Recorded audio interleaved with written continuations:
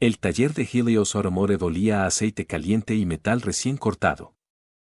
Entre elevadores hidráulicos y herramientas colgadas con precisión casi ritual, Jack Turner trabajaba inclinado sobre la transmisión de un SUV nuevo, aún con el plástico protector en los asientos. Tenía 36 años, el cuerpo cansado y las manos curtidas. El overol estaba manchado de grasa vieja y nueva, y bajo las uñas se acumulaban restos imposibles de limpiar del todo. No levantó la vista cuando la puerta del taller se abrió. Vivian Helios entró con pasos firmes. 31 años, traje impecable, mirada afilada. Su presencia bastó para que varias conversaciones se apagaran de golpe. Caminó despacio, observando el suelo, los tiempos, las posturas, buscando fallas como quien busca grietas en una estructura que no puede permitirse caer.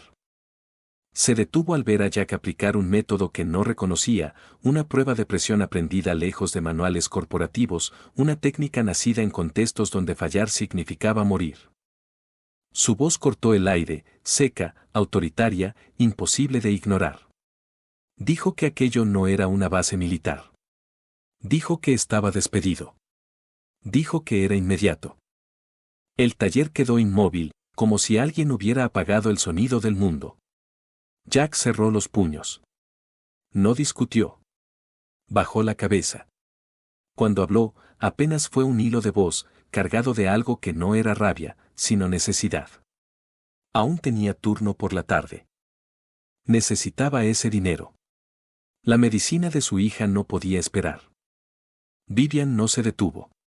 Se dio la vuelta y se marchó sin mirar atrás, sin permitir que la duda encontrara espacio. Control era supervivencia. Debilidad era derrota.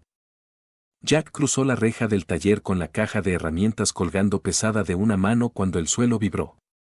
El estruendo llegó primero al pecho, luego a los oídos. Las hélices levantaron polvo y papeles.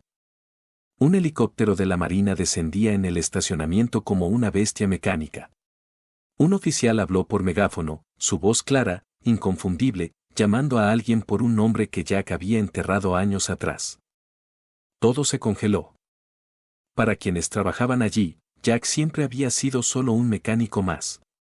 El tipo callado que tomaba los peores turnos, el que nunca se quejaba, el que parecía agotado incluso al empezar el día. Nadie imaginaba lo que había detrás de esos ojos cansados. La realidad era distinta.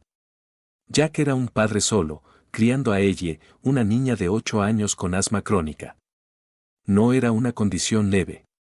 Eran crisis que llegaban de madrugada, visitas a urgencias, inhaladores caros, recibos que se acumulaban sin piedad. El miedo constante de no llegar a tiempo. Por eso aceptaba dobles turnos. Triples. Cambios de aceite al amanecer, transmisiones por la tarde, motores abiertos hasta bien entrada la noche. Nunca explicó por qué.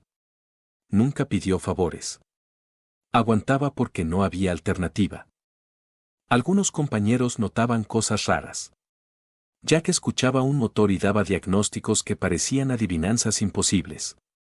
Decía que revisaran un punto exacto sin abrir nada, y siempre acertaba. Una vez, un chico bromeó diciendo que parecía alguien entrenado para detectar amenazas invisibles. Jack sonrió sin responder. También estaba su caja de herramientas. Verde, militar, llena de golpes, con números borrados y símbolos que pocos reconocían. Nadie preguntaba. Y si lo hacían, Jack cambiaba de tema. En su departamento pequeño, con pintura descascarada y muebles heredados, Jack era otro. Ella hacía la tarea en la mesa, el inhalador siempre cerca. Él cocinaba lo que alcanzaba, pero convertía cada cosa en un juego, en una historia. Para ella, no había pobreza. Solo aventuras compartidas con su papá. Ella era su centro. Todo giraba en torno a mantenerla a salvo. En lo alto del edificio corporativo, Vivian revisaba reportes. Había heredado la empresa demasiado joven, bajo demasiada presión. El consejo dudaba. Los inversionistas observaban cada paso. Los rumores nunca paraban. Así que aprendió a ser dura. A no dudar. A eliminar problemas antes de que crecieran. Por eso, cuando vio a Jack usar algo distinto, no vio talento. Vio riesgo. Y actuó. Pero la inquietud llegó después. En la soledad de su oficina, revisó las cámaras. Observó los movimientos de Jack. La precisión. La calma. Buscó información. Y lo entendió demasiado tarde. No había roto las reglas por ignorancia, sino porque estaba por delante. Cerró la laptop, intentando convencerse de que una decisión firme no debía revisarse. Pero la imagen no la dejó. Esa noche, Jack caminó con ella hacia la farmacia. Ella respiraba mal. Él sabía que no tenía suficiente. Dentro, contó monedas. No alcanzó. La vergüenza pesó más que el cansancio. La farmacéutica, conmovida, le ofreció una muestra. Jack agradeció con la voz rota. Afuera, ella respiró mejor. Le dijo que era el mejor papá del mundo. Jack la abrazó, sintiendo que no lo era. Entonces escuchó las hélices. El sonido activó algo antiguo. Un reflejo que nunca se va. Reconoció el modelo sin verlo. Cuando el helicóptero descendió, supo que el pasado había venido a buscarlo. La oficial caminó hacia él, se arrodilló frente a ella y le habló con una suavidad que contrastaba con el uniforme. Sacó una moneda de desafío, pesada, brillante, con el águila grabada. Jack cerró los ojos un segundo. El mundo que había dejado atrás acababa de alcanzarlo. Tu papá es un héroe, dijo la oficial a ella, aunque no use capa. Ella sonrió, sin entender del todo. Jack abrió los ojos. El pasado ya no podía esconderse. Y esta vez, no correría. La oficial cerró los dedos de ella alrededor de la moneda, presionándola con cuidado, como si se tratara de algo frágil y valioso al mismo tiempo. Le habló con una voz tranquila, firme. Le dijo que esa moneda era de su papá. Que no era un recuerdo cualquiera. Que se la había ganado salvando 14 vidas. Ella bajó la mirada hacia el metal brillante y luego levantó los ojos hacia Jack, confundida, buscando respuestas. Preguntó qué significaba eso. La garganta de Jack se cerró. Cuando intentó responder, las palabras apenas lograron salir. Dijo que no era nada, que no importaba. La oficial se irguió y fijó su mirada directamente en él. Lo llamó por su rango completo. Explicó que el almirante la había enviado personalmente. Jack negó despacio, como si negara una parte de sí mismo. Dijo que él no era marea negra. Que esa persona había quedado atrás. Ella no retrocedió. Afirmó que era el único sobreviviente capaz de reconocer la firma específica del radar. La gente alrededor comenzó a acercarse más. Teléfonos levantados. Murmullos creciendo. Jack endureció la voz. Aseguró que había dejado esa vida, que no volvería a ella. Entonces el tono de la oficial cambió. Se volvió profesional, frío, oficial. Informó que un soldado estaba desaparecido. Última señal registrada hacía 48 horas, en el Golfo de Adén.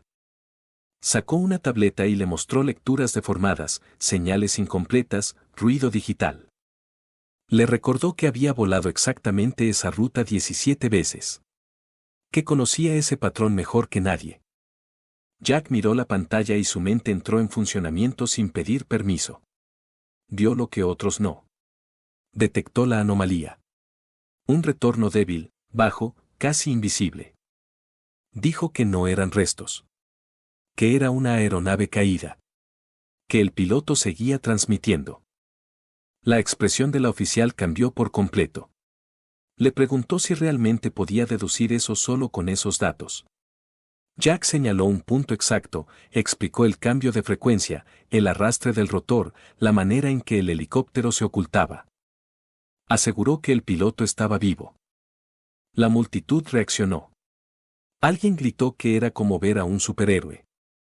Ella apretó con fuerza la mano de su padre y le preguntó si salvaba personas. Jack se arrodilló frente a ella, quedando a su altura. Le dijo que antes lo hacía, hace mucho tiempo.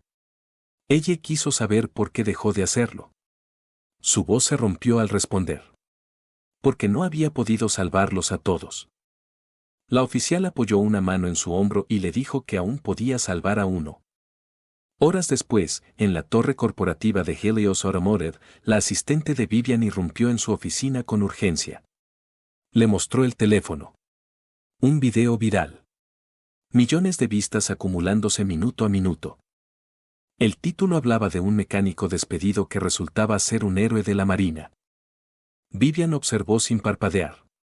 Vio a Jack analizando datos militares en el estacionamiento de una farmacia. Vio a la oficial dirigirse a él con respeto. Vio a la niña mirarlo como si descubriera quién era su padre por primera vez. Los comentarios eran brutales. La acusaban. Llamaban a boicot. Exigían consecuencias. El teléfono sonó. El presidente del consejo. Furioso. Le preguntó si era consciente del daño que había causado. Le exigió que lo arreglara de inmediato o perdería su puesto. Cuando la llamada terminó, Vivian se quedó inmóvil. Comprendió que había destruido la dignidad de un hombre por hacer exactamente lo que sabía hacer mejor. A la mañana siguiente, personal de la Marina llegó al taller. Necesitaban el análisis completo. Necesitaban a Jack. Necesitaban discreción. La orden del almirante era directa, traer a Raven 6 sin importar el costo. Vivian observaba desde su oficina cómo los uniformes llenaban la sala de juntas, cómo sus empleados murmuraban, cómo la imagen de la empresa se resquebrajaba. Todo por no haber visto más allá de un overol. Frank, el mecánico veterano, tocó a su puerta. Le dijo que había intentado advertirle. Vivian le preguntó por qué no insistió más. Frank respondió con una tristeza sencilla, no lo habría escuchado. Ella no pudo contradecirlo. La sala de juntas se transformó en un centro de operaciones. Equipos clasificados, comunicaciones cifradas, pantallas encendidas. Jack apareció en la puerta, aún con el uniforme de trabajo manchado. El almirante se levantó para saludarlo, pero Jack no aceptó el gesto. Aclaró que ya no tenía ese rango. El almirante le respondió que siempre lo tendría para ellos. Jack se sentó. Ella estaba a salvo. Eso era suficiente. El almirante desplegó imágenes satelitales y recordó Marea Negra. Jack cerró los puños. Conocía esa historia mejor que nadie. Le mostraron el mapa del Golfo de Adén, el nombre del piloto desaparecido, su rostro joven. Jack reconoció las rutas. Reconoció el lugar donde había perdido a su equipo. Se levantó, diciendo que no podía hacerlo. El almirante respondió que ya lo había hecho en la farmacia. Jack insistió en que identificar una señal no garantizaba salvar una vida. El almirante se acercó y le recordó lo que había logrado antes, incluso en condiciones imposibles. Jack habló de los 3 que no regresaron. El almirante le recordó a los 14 que sí. Le explicó que aquellos hombres habían elegido sacrificarse. Que Jack había sobrevivido para honrarlos. Jack se quebró. Dijo que era responsable. El almirante afirmó que seguía siendo un héroe. Jack negó. Dijo que los héroes no renuncian. El almirante respondió que los héroes hacen lo necesario para proteger lo que aman, incluso dejar atrás la gloria. Le habló de la hija del piloto desaparecido. De una niña esperando a su padre. Jack cerró los ojos. Pensó en ella. En otra niña respirando con miedo. Pidió todos los datos.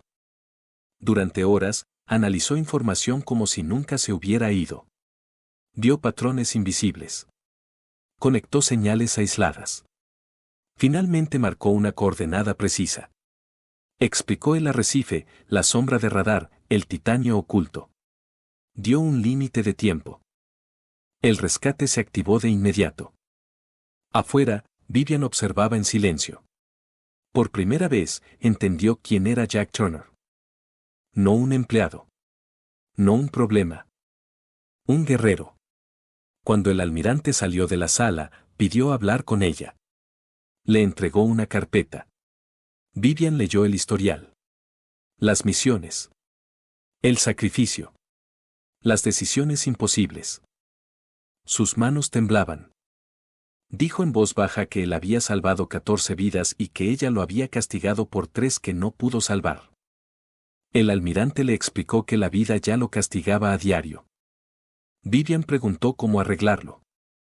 El almirante respondió que empezara por verlo de verdad. Antes de irse, le dijo que Jack no dejó la marina por debilidad, sino porque encontró algo más fuerte que la guerra. Una razón para vivir. Y Vivian se quedó sola, con esa verdad cayendo sobre ella como un peso imposible de ignorar. Vivian permaneció inmóvil frente a la carpeta abierta.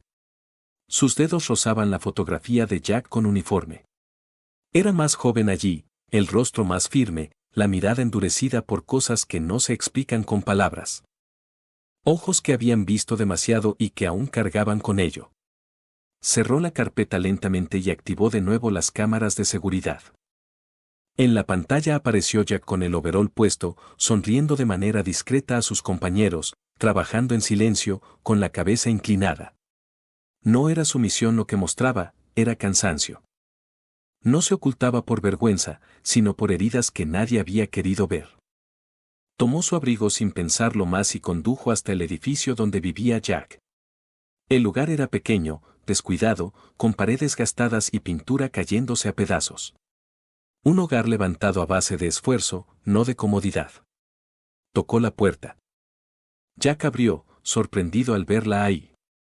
Pronunció su apellido con respeto, sin saber qué más decir. Vivian no respondió de inmediato. Miró más allá de él. Vio a ella sentada en el suelo, entretenida con la moneda de desafío. Vio el refrigerador casi vacío por la puerta entreabierta de la cocina. Vio las facturas médicas apiladas sin orden sobre la mesa. En ese instante, todo lo que había ignorado se le vino encima. La voz se le quebró cuando habló. Dijo que lo sentía. Jack no reaccionó. Solo la observó. Repitió la disculpa, más sincera, más cruda. Admitió que no lo había visto, que ni siquiera había intentado hacerlo. Ella se acercó y tiró suavemente de la manga de su padre, preguntando si ella era la mujer bonita que había visto en la televisión. Vivian se agachó hasta quedar a su altura, sonriendo con cuidado. Se presentó y explicó que trabajaba con su papá. Ella la miró fascinada y dijo que parecía una superheroína, como la Mujer Maravilla. Vivian soltó una carcajada auténtica, una que no forzó, una que no recordaba haber sentido en años. Le respondió que el verdadero superhéroe era su papá. Ella sintió con orgullo, como si eso fuera obvio. Vivian se incorporó y miró a Jack. Le preguntó si podían hablar. Él aceptó en silencio y salieron al pasillo. Ella respiró hondo antes de decir que había estado equivocada en todo. Que él no había roto reglas, había demostrado excelencia. Jack no respondió. Vivian confesó que lo había despedido por miedo, miedo a equivocarse, miedo a perder el control. Lo miró directo a los ojos y le dijo que merecía respeto, no humillación. Se disculpó otra vez. Jack habló con suavidad. Dijo que estaba acostumbrado. Vivian negó con la cabeza. Nadie debería acostumbrarse a eso. El silencio pesó entre ellos hasta que Jack mencionó que Marcus Webb había sido encontrado con vida hacía un par de horas, gracias a las coordenadas. Vivian abrió los ojos, incrédula. Le preguntó si él lo había salvado. Jack negó. Dijo que solo recordó lo que sabía. Que el océano había hecho lo demás. Ella insistió en que seguía siendo un héroe. Jack miró hacia el interior del departamento, hacia ella visible a través de la ventana. Dijo que solo era un padre intentando proteger a su hija. Vivian sonrió con una tristeza profunda. Tal vez, pensó, no había mayor valentía que esa. A la mañana siguiente, el consejo se reunió de emergencia. Vivian estaba de pie frente a la mesa larga, rodeada de 8 hombres mayores, miradas duras, gestos de desconfianza. El presidente tomó la palabra y explicó el motivo de la reunión, el despido de Jack Turner. Otro miembro habló del desastre mediático, del video viral, de las amenazas de boicot. Dijeron que la empresa parecía el villano de la historia. Vivian respiró con calma y dejó claro que no había convocado la reunión para justificarse. El silencio fue absoluto. Entonces anunció que la reunión era para reincorporar a Jack Turner, con un ascenso. Las protestas estallaron de inmediato. Dijeron que era un trabajador de piso, que eso sentaba un mal precedente. El presidente golpeó la mesa y afirmó que ascender a alguien recién despedido mostraba debilidad. Vivian respondió con firmeza. Aseguró que despedirlo había sido la verdadera debilidad y traerlo de vuelta era un acto de integridad. Proyectó el video viral y recordó que Jack había localizado a un piloto desaparecido en segundos, algo que la Marina no logró en 2 días. Mostró su historial de servicio, habló de las 14 vidas salvadas bajo fuego enemigo, en condiciones extremas. Miró a cada consejero y recordó que la empresa lo había humillado por usar una técnica con una efectividad casi perfecta. El presidente preguntó qué proponía. Vivian respondió con claridad: director de operaciones técnicas, beneficios completos, apoyo de vivienda, cobertura médica para su hija. Alguien objetó que no tenía estudios universitarios. Vivian alzó la voz y dijo que tenía algo mejor: experiencia real que había salvado vidas. El murmullo llenó la sala hasta que un consejero mayor, general retirado, tomó la palabra. Dijo conocer la operación Marea Negra. Afirmó que si Jack era Raven Seas, le debían más que un empleo. Se puso de pie y votó a favor. 1 a 1, los demás hicieron lo mismo. El presidente fue el último. Aprobó, con una condición: Jack debía aceptar. Esa misma tarde, Vivian encontró a Jack afuera de la primaria. Ella corría entre los columpios. Algunos padres miraban con curiosidad, el video lo había vuelto famoso y él lo detestaba. Vivian se acercó con cautela. Le pidió hablar. Jack se tensó, creyendo que era por el video. Vivian negó y le entregó un sobre. Era el nuevo contrato. Si lo quería. Jack lo abrió y quedó sin palabras al leer el cargo. Dijo que debía haber un error, que solo era mecánico. Vivian le dijo que no, que era un líder y que lo había olvidado. Jack dudó, dijo que no podía liderar a nadie, que ni siquiera había salvado a toda su tripulación. Vivian le recordó a los 14 que sí salvó, que los 3 que murieron lo hicieron sirviendo. Jack miró a ella jugar. Vivian continuó, hablando del futuro que su hija merecía, de no trabajar hasta el agotamiento, de poder pagar su medicina. Jack se quebró. Dijo que no merecía nada de eso. Vivian le respondió que sí. Ella corrió hacia él y le preguntó si estaba llorando. Jack sonrió entre lágrimas y dijo que eran lágrimas felices. Ella miró a Vivian y preguntó si estaba haciendo feliz a su papá. Vivian dijo que lo intentaba. Ella sacó la moneda y se la entregó como agradecimiento. Vivian quiso devolverla, pero ella explicó que los héroes compartían, que ahora era parte del equipo. Vivian no pudo contener las lágrimas. Jack sonreía de verdad. Aceptó el trabajo por su hija. Vivian le dio la bienvenida de vuelta. Él le agradeció. Ella pidió que la llamara por su nombre. Ella celebró diciendo que ahora eran el equipo Raven. Rieron juntos, con una risa limpia y sanadora. 3 semanas después, la oficina de Jack era distinta. Ordenada, sencilla, con fotos de ella sobre el escritorio. Vestía camisa de botones, elegida por su hija, quien decía que así se veía importante. El equipo lo respetaba y aprendía de él. Implementó métodos más eficientes. La productividad subió. Los errores casi desaparecieron. Al consejo le impresionaba, pero a Jack solo le importaba no volver a contar monedas para comprar medicinas. Vivian pasó a verlo una tarde. Quería agradecerle. Dijo que la reputación de la empresa se recuperaba gracias a él. Jack restó importancia. Vivian señaló que estaba cambiando la cultura, que la gente se sentía escuchada. Jack explicó que los buenos líderes escuchan. Vivian admitió que había sido una mala líder. Jack dijo que estaba aprendiendo. Vivian sacó la moneda de desafío y quiso devolverla. Jack cerró su mano sobre ella. Ella se la había dado. Con intención. Vivian preguntó por qué, después de todo el daño. Jack respondió que ella veía a las personas como él solía hacerlo antes de la guerra, antes de aprender a ver amenazas. Dijo que quería proteger esa forma de ver el mundo. Miraron juntos por la ventana. Ella jugaba en la guardería, feliz, segura. Vivian dijo que tenía suerte de tenerlo. Jack respondió que él era el afortunado. Tras un silencio cómodo, Vivian preguntó si alguna vez dejaba de ver a los que perdió.